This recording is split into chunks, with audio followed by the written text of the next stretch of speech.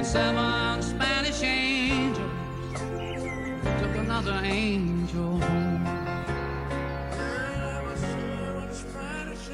Hey, I'm Willie Nelson, and you're watching HempRock TV.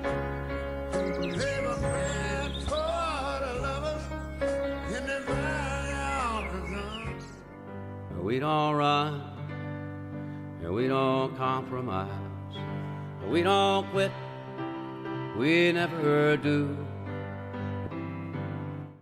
Good evening, ladies and gentlemen. I am Master Sergeant Tony Vance, the voice of Freedom Voice, and we are talking to you from Potterville, Michigan. Tonight, let's talk about veterans and medical cannabis. You know, cannabis is effective for a wide range of conditions, and a lot of people don't understand that. They think that people are overemphasizing the effectiveness of medical cannabis, but that in fact is not true. It is effective for a wide range, and the reason it is that effective is because, as the Israelis discovered, they weren't afraid to do research on marijuana like we are. As the Israelis discovered, there is an entire cannabinoid system in your body, stretches from head to toe. And it's effective, your mental health, your immune system, your diet, it affects all of that. And that's why it's effective for so many different conditions. And I'll just read you a few just for the heck of it.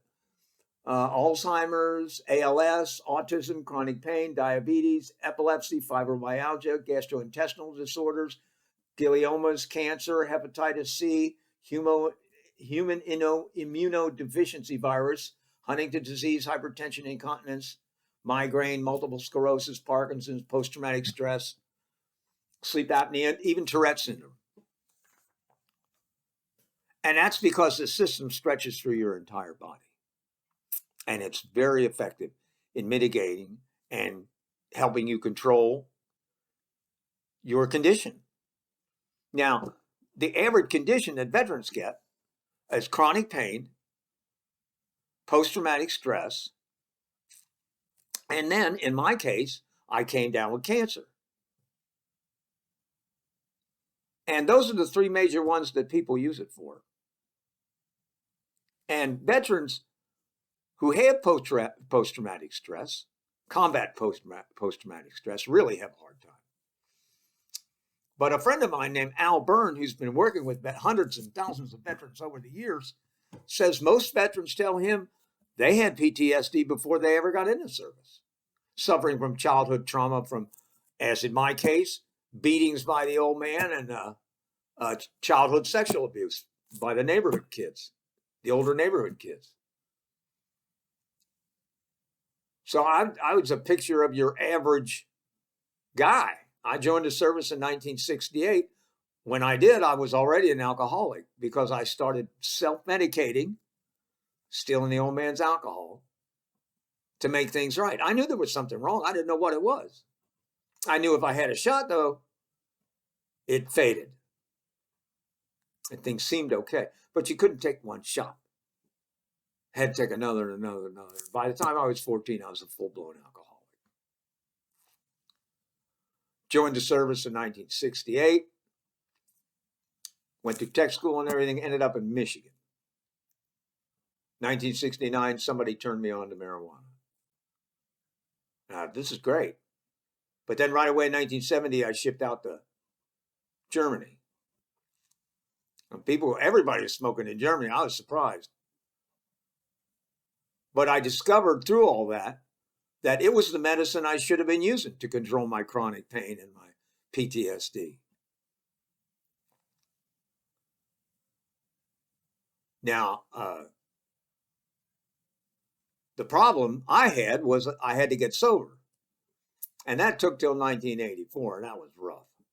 Marijuana helped with that, but it was not legal or available, so you couldn't get enough of it to help you through. But I got sober in 84, retired in 89, and I've used cannabis for all these years to control my chronic pain. help deal with my chronic pain and my post-traumatic stress disorder. And it works just fine. Now, veterans who use it for those reasons generally do maybe an ounce, maybe a little more than an ounce a month. Can run as much as $500-600 a month.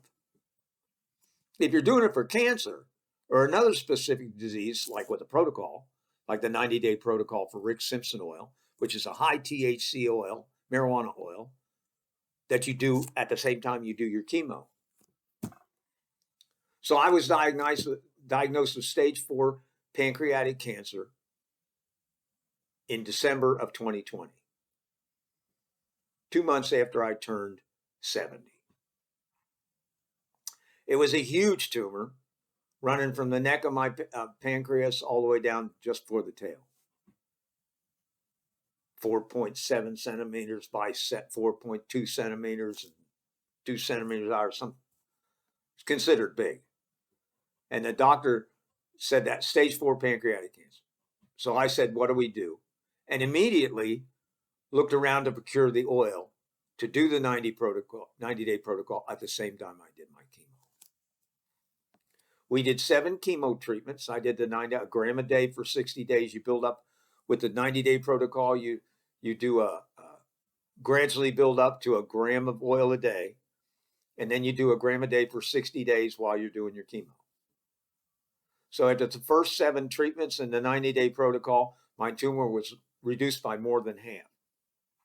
After the second 7 treatments and another 90-day protocol of the Rick Simpson oil, and the outer tumor is completely gone.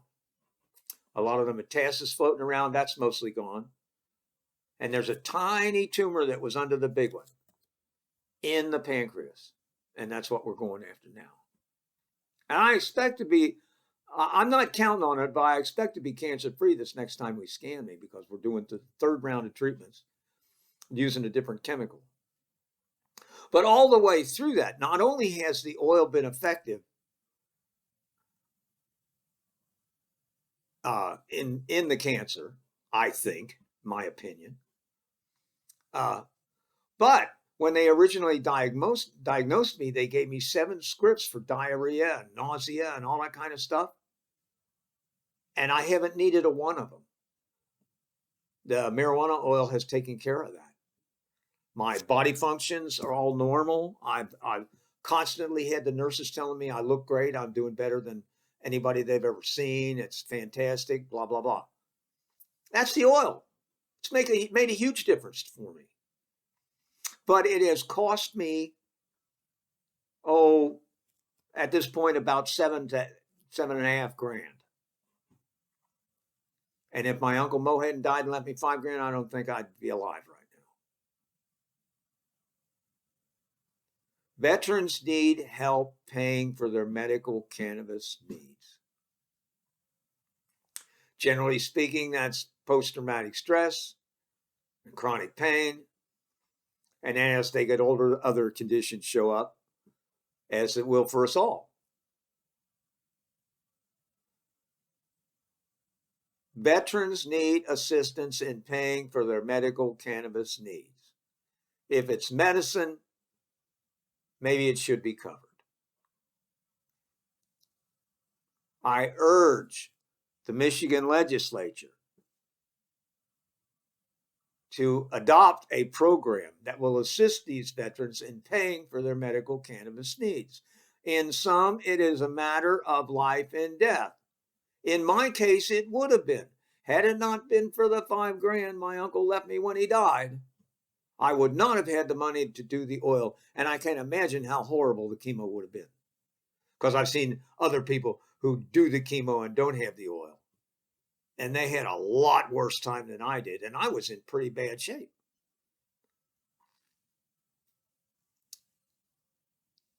Simple financial assistance for veterans with their medical cannabis needs can save lives. And not only that, they deserve it. So, it's rumored that the legislature is considering some kind of program. We urge them to continue to create such a program to assist our veterans with their medical cannabis needs.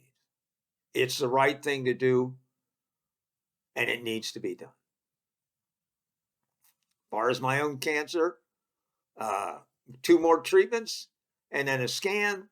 I hope to be cancer-free, but I'm not counting on it. Meanwhile, do the oil and what the doctor tells me, keep my fingers crossed and hope for the best. That's it for this time. Y'all have a good time, and we'll see you next time. Hi, I'm Willie Nelson, and the Willie Nelson Teapot Party and I endorse Veterans for Medical Cannabis Access. You throw me up and smoke me when I die.